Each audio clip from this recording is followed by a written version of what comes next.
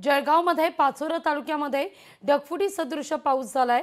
सोन नदीला पूर आहे, शेतकऱ्यांचं नुकसान आहे। कळमसरा या ठिकाणी सलग तिसऱ्या दिवशी पावसाचं धुमशान आहे। पावसामुळे शेतपिकं मात्र या ठिकाणी फटका बसतोय शेतपिकांना।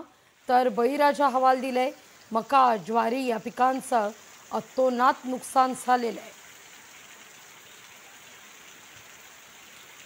या सगळ्याविषयी अधिक माहिती घेण्याकरता थेट जाऊया जळगावला आपले प्रतिनिधी सुमित देशमुख यांच्याकडे। सुमित, आता ज्या ठिकाणी तुम्ही उभे आहात त्या ठिकाणी जरी उघडी बसली जळगाव शहरमध्ये, तरी देखील ग्रामीण भाग जो आहे पाचोरापासूनचा, या ठिकाणी मात्र पावसाचं अक्षरशः धुमशान पाहायला मिळतंय।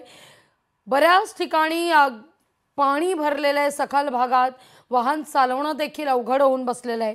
शेतपिकात तर अतिशय नुकसान असं झालेलं आहे, उभी पिकं अक्षरशः आडवी आहेत। काय सध्या परिस्थिती आहे सध्या ग्रामीण भागात?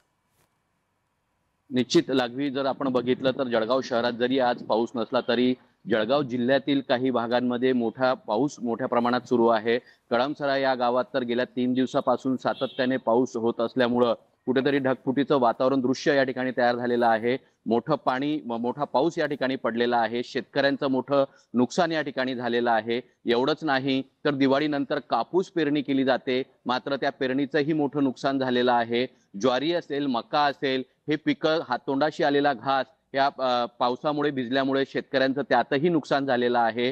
गुरांचा चारा या ठिकाणी काढण्यात आलेला होता, तो चारा देखील या पावसामुळे भिजलेला आहे। सर्वसामान्यांचं जे जनजीवन आहे ते देखील विस्कळीत झालेलं आहे। मग सातत्याने पाऊस चालू असल्याने सोन नदी जी आहे तिला मोठा पूर आल्याने सर्वत्र गावात पाणी पसरलेलं आहे। कळमसरासह नगरदेवळा असेल, देवगाव असेल, अशा अनेक गावांमध्ये मोठ्या प्रमाणात पाऊस असल्यामुळे शेतकऱ्यांचं पुन्हा नुकसान झालेलं आहे। शेतकरी पुन्हा संकटात सापडलेला आहे। अगोदरच शेतकरी संकटात सापडलेला होता, त्याची कुठलीही भरपाई अजून मिळालेली नाही, मात्र पुन्हा दुसरं संकट शेतकऱ्यांवर येऊन पेडलेलं आहे। त्यामुळे शेतकरी हा मोठा आर्थिक संकटात सापडल्याचं पाहायला मिळत आहे। लागवी, अगदी सुमित, धन्यवाद तुम्ही दिलेला सविस्तर माहिती करता। लोकशाही मराठी ऐका, पहा, जागरूक रहा।